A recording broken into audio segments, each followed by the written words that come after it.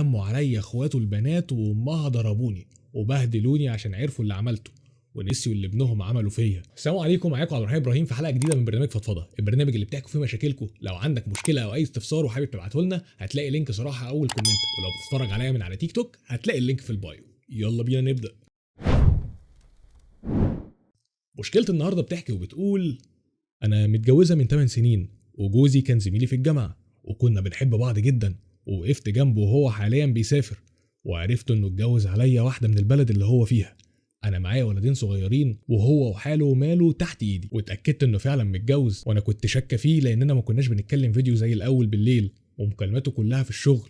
وبعت واحد اخو واحده صاحبتي مسافر نفس البلد اللي هو فيها واتاكد لي فعلا انه اتجوز. دلوقتي هو كان شاري شقه على الطوب الاحمر غير اللي احنا فيها، وقلت له يعمل لي توكيل عشان اعرف اتصرف. انا بعت الشقه اللي على الطوب الاحمر والشقه اللي احنا فيها، وقبل رمضان عزلت في شقه جديده انا اشتريتها باسمي في مكان هو ما يعرفوش ولا حد من اهله. واما حماتي جت تعزمنا على الفطار انا والعيال رحت لها عادي، اتلموا عليا اخواته البنات وامها ضربوني وبهدلوني عشان عرفوا اللي عملته ونسيوا اللي ابنهم عملوا فيا، وعملت لهم محضر عدم تعرض بالضرب والسب وجبت شهود.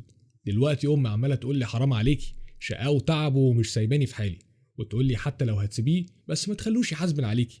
وانا رفعت خلع والجلسه اخر الشهر وخلاص ظبطت حياتي على كده، وهو يعمل اللي يعمله. انصحوني، هل انا صح ولا زي ما امي بتقول؟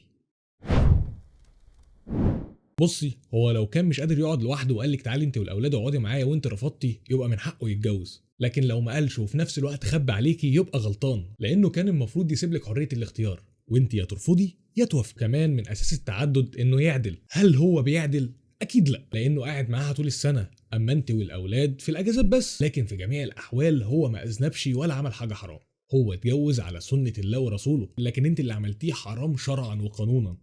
وعايزه تخلعيه اخلعيه براحتك، لكن رجعي له فلوسه وشقاه وتعبه. بجد شابوه لمامتك انها عرفت ربنا، لانه قليل من الامهات بيعرفوا ربنا وبينصحوا عيالهم بالنصايح دي. استعيذي من الشيطان واستغفري كتير لانك غلطت غلط وغلط كبير قوي، ورجعي له فلوسه وحاولي تخلي ما بينكم علاقه طيبه، على الاقل عشان الاولاد مش عشانك انت بس كده.